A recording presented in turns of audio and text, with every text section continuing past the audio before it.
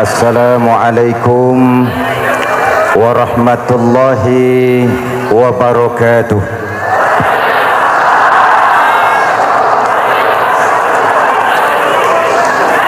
Alhamdulillahillazi anzalal Qur'an hudan linnasi wa bayyinatin minal huda wal furqan.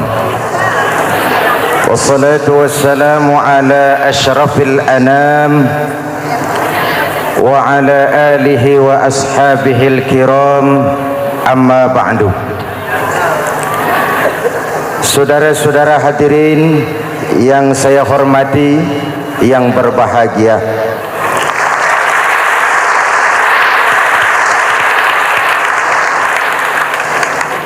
kali ini dalam suasana memperingati nuzulul Quran,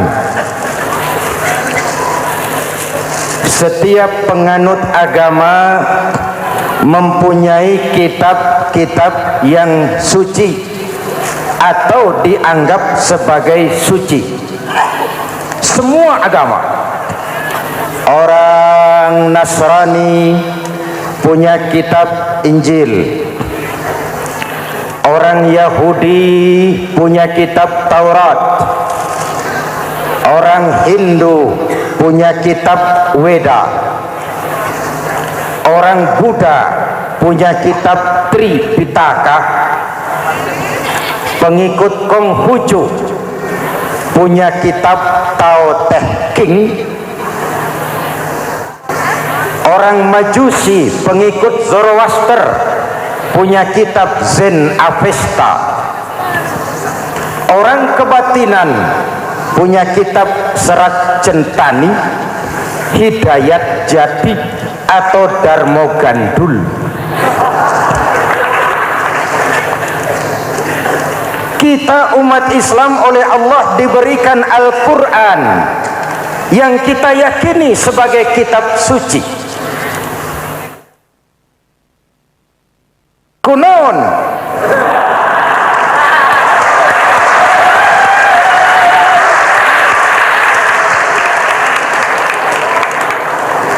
apa kunaon itu? Kenapa sih kita yakin Quran itu kitab suci? Pertama, ajarannya sesuai dengan fitrah manusia. Suatu kitab dinamakan suci kalau konsep ajarannya sesuai dengan fitrah. Contoh, ini laki-laki ini seneng nggak sama perempuan? Normal. Kalau nggak seneng saya ragu-ragu. Perempuan seneng nggak sama laki-laki?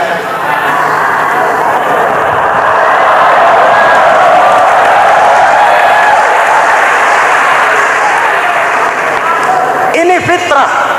Laki-laki suka perempuan, perempuan suka laki-laki. Quran memahami itu. Hai laki-laki, kau senang dengan perempuan. Hai perempuan, kau suka dengan laki-laki. Oke, lewat sini, lewat pintu yang disebut nikah. Kalau kitab suci melarang nikah, itu bertentangan dengan fitrah manusia. Maka dalam Quran, mulai dari umat sampai ulama dan segala profesi dianjurkan nikah. Kalau kiai tidak boleh nikah, saya pilih mengundurkan diri, Pak.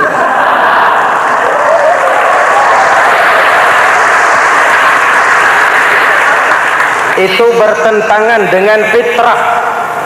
Lagian mubazir dikasih perabotan nggak dipakai.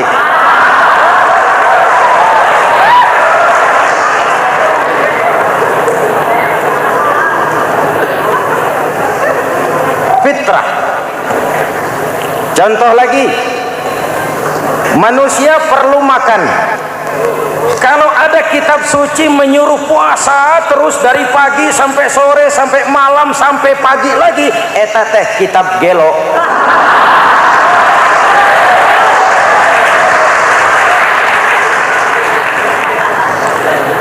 Quran sesuai dengan fitrah, puasa mulai dari imsak sampai datang waktu maghrib.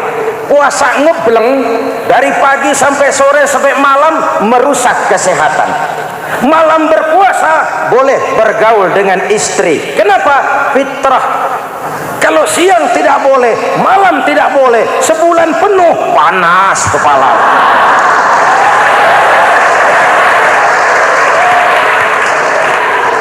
Rontok rambut.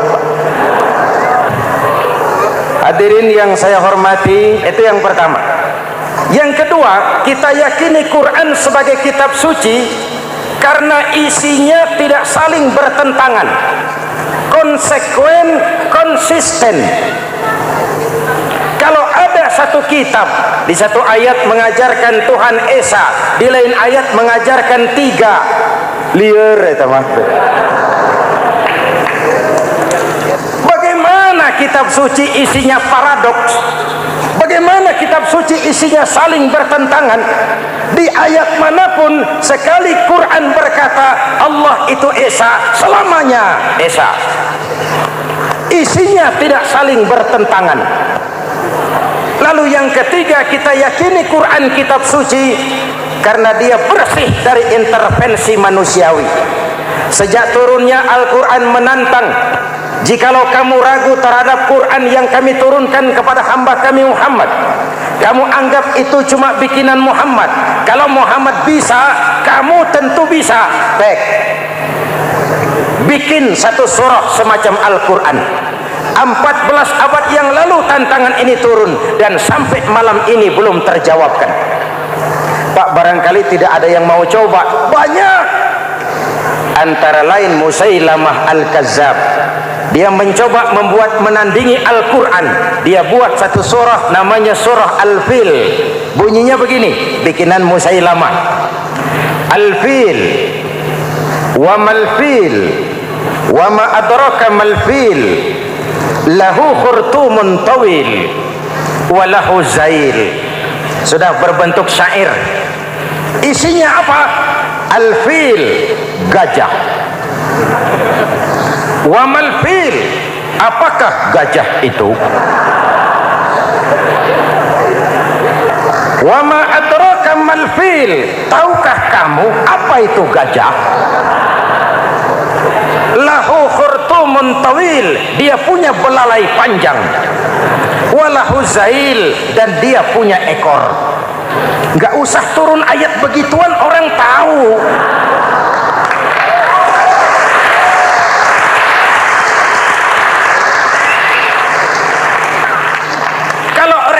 Mendekati, maka isi jauh panggang dari api.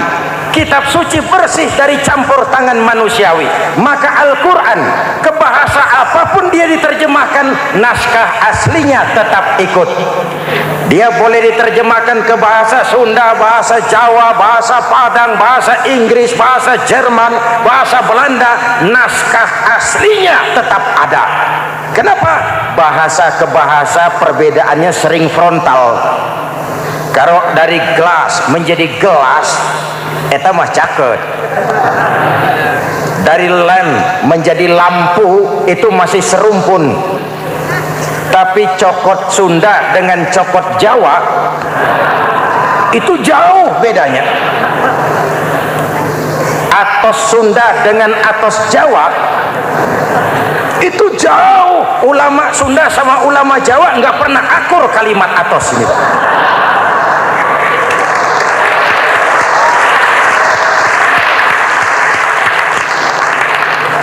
Inilah kebenaran janji Allah, inna nahnu nazzalna dzikra wa inna lahu lahafizun.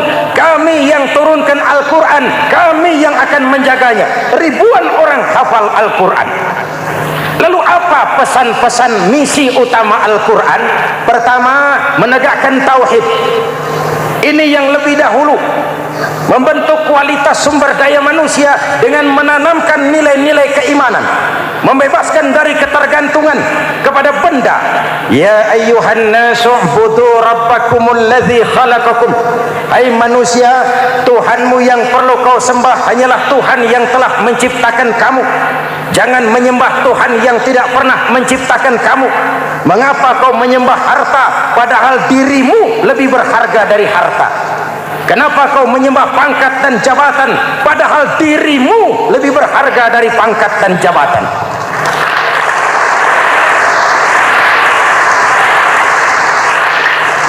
Diajak rasio berpikir, Tuhanmu yang perlu kau sembah hanyalah Tuhan yang menciptakan kamu.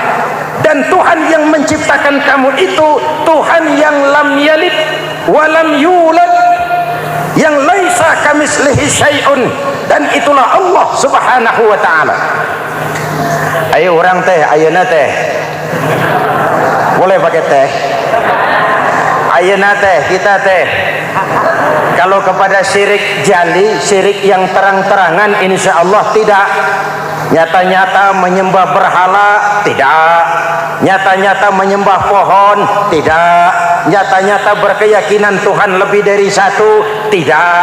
Tapi kita sering terjebak pada syirik kecil, syirik khafi, syirik yang tersamar.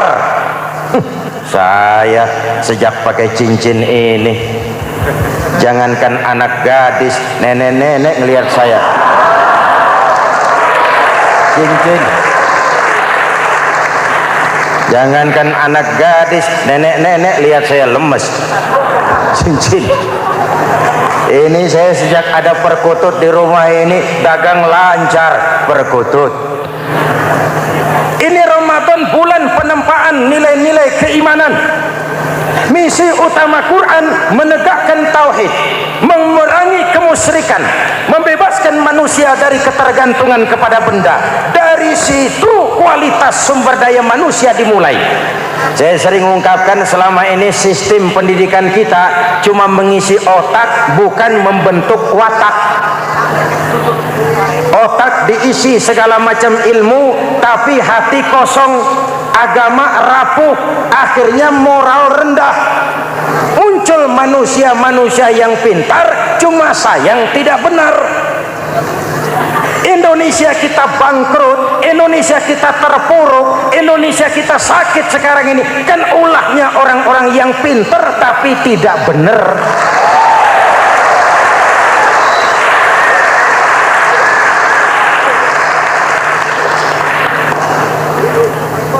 Saya bicara kayak begini, ini bukan pidato politik, ini nurani politik naon kadut.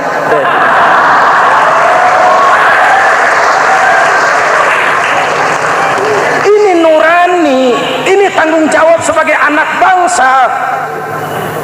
Ibu bapak, saudara-saudara hadirin yang saya hormati, Rasul kalau masuk sepertiga yang akhir, sing-singkan lengan baju, hamparkan sajadah, lebih banyak di masjid daripada di rumah.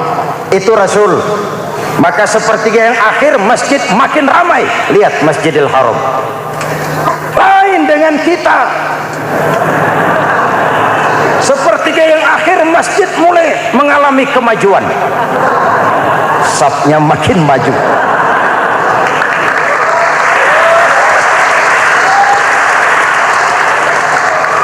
Pasar ramai, terminal beludak. Padahal sepertiga yang akhir itu puncak. Padahal di situ nilai tambah. Dan anggap ini Ramadan terakhir yang diberikan Allah kepada kita. Kenapa? Memang tidak ada jaminan tahun depan ketemu Ramadan lagi.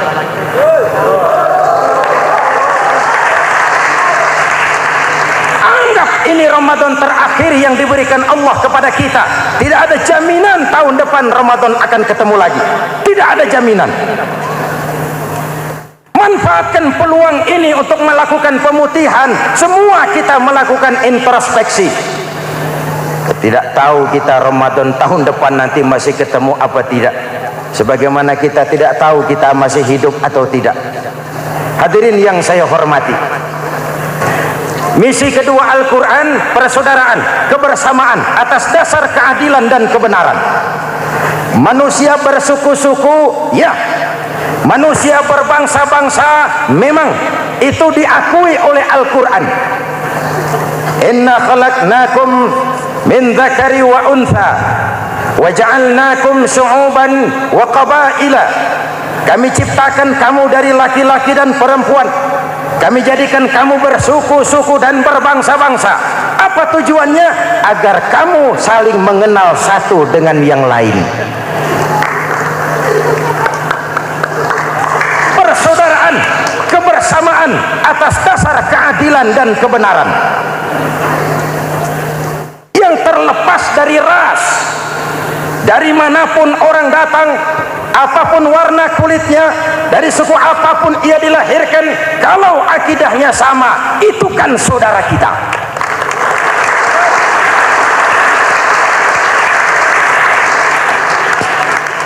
Seperti di masjid, kita tidak peduli dari mana kita datang. Yang datang dari kidul, madhab ngulon mang. Yang datang dari sebelah lor, madhab ngulon mang. Yang datang dari sebelah wetan, madhab kulon mang. Yang datang dari kulon, madhab ngulon. Bukan soal dari mana kau datang, tapi satu arah menghadapmu. Kau mau Betawi, mau Sunda, mau Jawa, mau Padang, mau Aceh, mau Batak, mau Ambon, kita satu nusa, satu bangsa, satu bahasa. Marilah kita jadi lem perekat buat lingkungan kita di saat keutuhan kita sebagai bangsa sedang dalam ujian berat. Semangat kebersamaan atas dasar keadilan.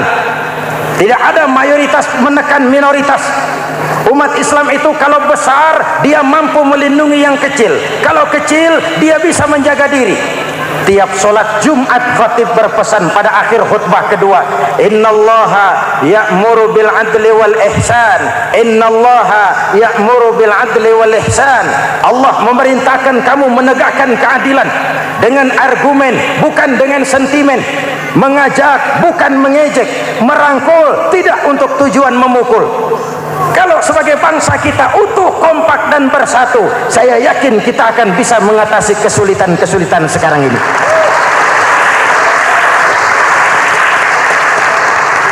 Kan kita prihatin kadang-kadang tawuran antar desa, antar RT, antar RW, antar kecamatan, sampai antar elit di atas.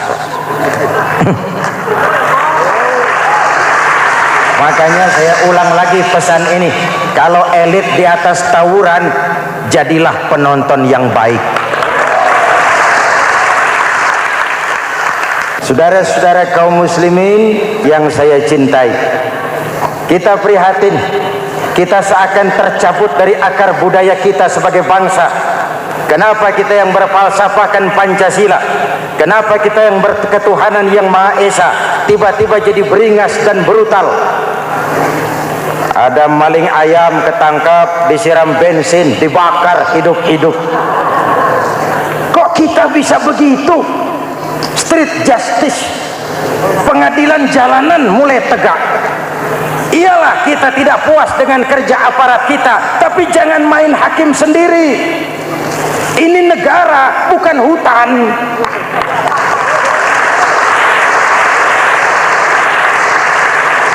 Jangan mencegah kemunkaran dengan menegakkan kemunkaran baru. Oleh hal-hal yang sepele yang mestinya kita bisa mencari jalan keluar dengan baik.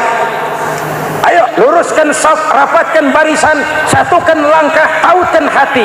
Kita satu umat yang satu, diikat oleh Al-Quran. Hanya dengan kebersamaan kita akan mampu menata hari esok yang lebih baik atas dasar keadilan dan kebenaran. Dulu Muhammad Toha teriak takbir ngadepi Belanda. Bung Tomo teriak takbir ngadepi Belanda. Ayeuna takbir ngadepi batur sadulur salembur. Nanaunan.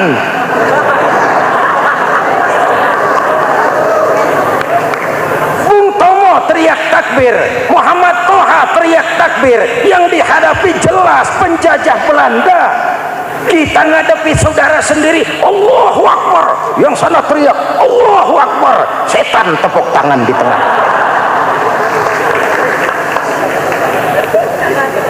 Yuk kita rukun, yuk kita kompak, yuk kita bersatu, yuk kita pulang, yuk.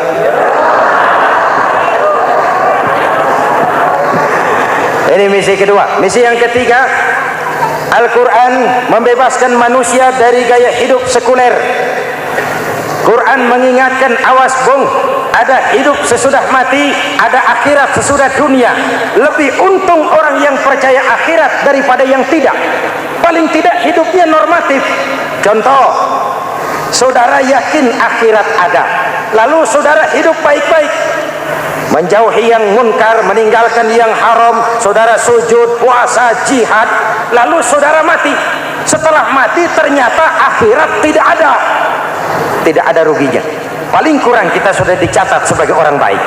Sebaliknya, saudara tidak percaya sama akhirat, lalu hidup seenaknya, judi, mabuk, zina, nipu orang, korupsi, tenggelam dalam kemunkaran, lalu mati. Setelah mati ternyata akhirat ada. Kemana anjen? Lebih untung orang yang percaya akhirat ketimbang yang tidak. Hidupnya ada rem.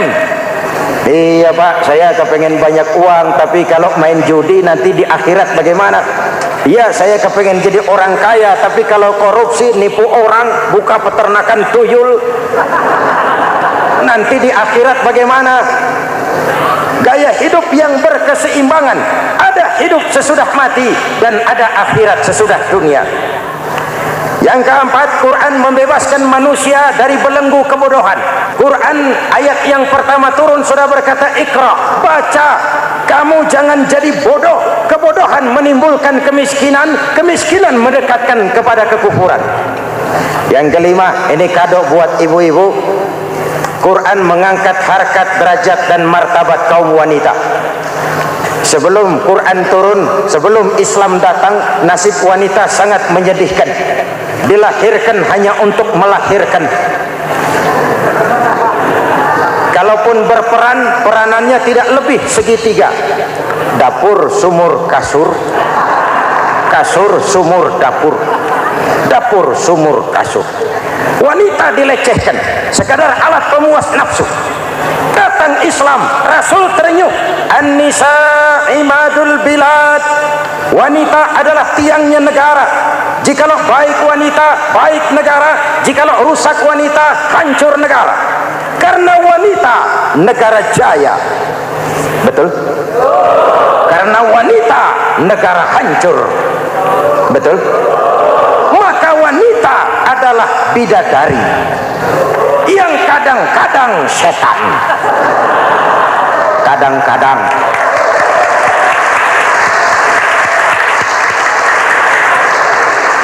Ini yang hadir di sini bidadari semua.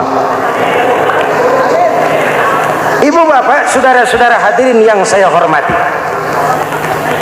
Lalu bagaimana sikap kita terhadap Al-Quran? Quran sendiri menjelaskan, "Tsumma awrasnal kitaba allazina istafaina min ibadina." Kemudian kami wariskan kitab Al-Quran yang kami pilih buat hamba-hamba kami yang terpilih. Luar biasa. Umatnya umat pilihan, Rasulnya Rasul pilihan, kitabnya pun kitab pilihan. Kami wariskan Al-Quran kepada hamba-hamba kami yang kami pilih. Bagaimana sikap mereka setelah menerima Al-Quran? Terbagi tiga. Pertama, faminhum zalimun linafsihi.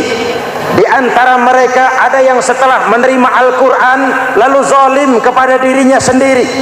Diterimanya Al-Quran dengan lidahnya, tapi ditolak dengan perbuatannya. Mulutnya menjunjung Al-Quran, perbuatannya menginjak Al-Quran. Quran bilang ke barat, dia pergi ke timur. Quran bilang ke selatan, dia berangkat ke utara. Quran bilang haram, dia terjang. Quran bilang halal, dia tidak mau. Orang seperti itu tidak zalim kepada Allah, tapi zalim kepada dirinya sendiri. Apa kalau kita tidak sholat, Allah rugi? Apa kalau kita tidak bayar zakat, Tuhan bangkrut? Apa kalau sedunia tidak ada yang sujud, Tuhan berhenti jadi Tuhan? Kita mau lakon apa, Allah tetap Allah. Kau mau jadi orang baik-baik, mau jadi bajingan paling tengik, mau jadi orang soleh, mau jadi orang salah, Allah tetap Allah. Kita hanya zalim kepada diri kita sendiri.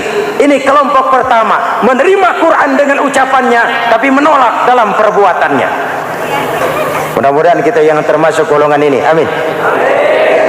Yang kedua, wa minhum muqtasid. Di antara mereka ada yang menerima Quran 50-50. Separuh-separuh. Yang enak dilaksanakan, yang berat ditinggal. Padahal pada sisi lain Quran mengajarkan masuklah ke dalam Islam secara total, kafah, jangan separuh-separuh. Ini watak munafik. Kalau dilihat Islam menguntungkan, rame-rame teriak Islam. Ketika diminta berjihad, diminta berkorban, diminta zakat, rame-rame mengundurkan diri. Saya bangkrut pak, saya miskin pak, saya pailit pak.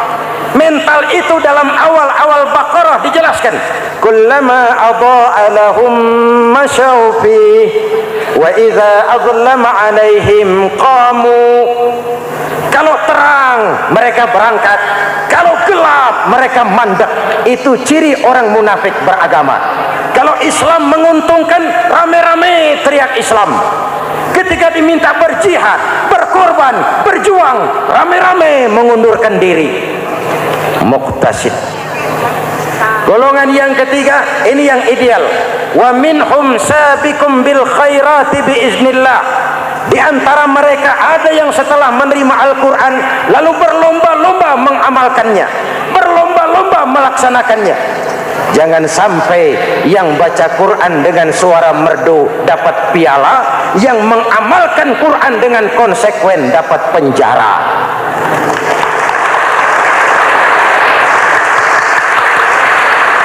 Itu ironi, itu menyedihkan, itu memilukan, dan itu memalukan. Pilihan terserah kita. Satu hadis Rasulullah mengajarkan begini: man ja'alal Qur'ana amamahu qadahu ilal jannah, wa man ja'alal Qur'ana khalfahu saqahu ilan nar. Siapa yang meletakkan Quran di depannya, dijadikannya Quran sebagai imam, Quran akan membimbing dia ke surga, surga dunia, lebih-lebih surga akhirat.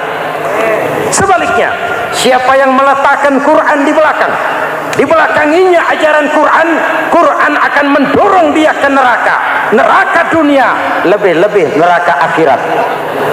Quran imam apa makmum? Kita makmum apa imam? Makmum ikut imam apa imam ikut makmum? Makmum ikut imam. Jikalau Quran adalah imam, jikalau kita adalah makmum. Ke barat kata Quran, ke barat kita berangkat. Ke timur kata Quran, ke timur kita menuju. Halal kata Quran, itu yang kita ambil.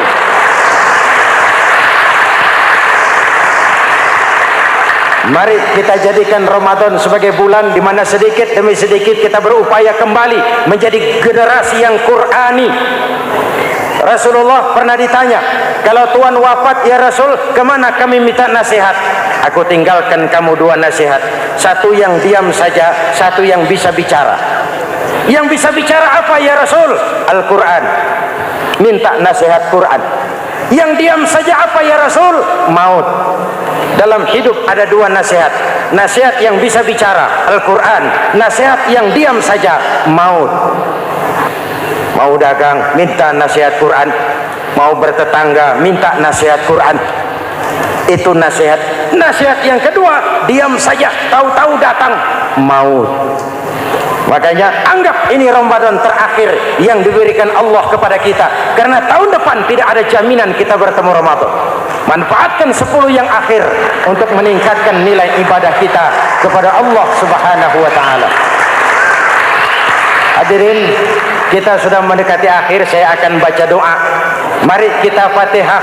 Semoga kita semua dalam perlindungan Allah. Ala hadhihi niyyah wa ila hadratin nabi. Al-Fatihah. Siratal ladzina an'amta 'alaihim ghairil maghdubi 'alaihim waladdallin. Amin. Sekian dan demikianlah pertemuan kita kali ini. Terima kasih banyak atas segala perhatian. Mohon maaf atas segala kekurangan. Usikum wa nafsi bitaqwallah. Wassalamualaikum warahmatullahi wabarakatuh.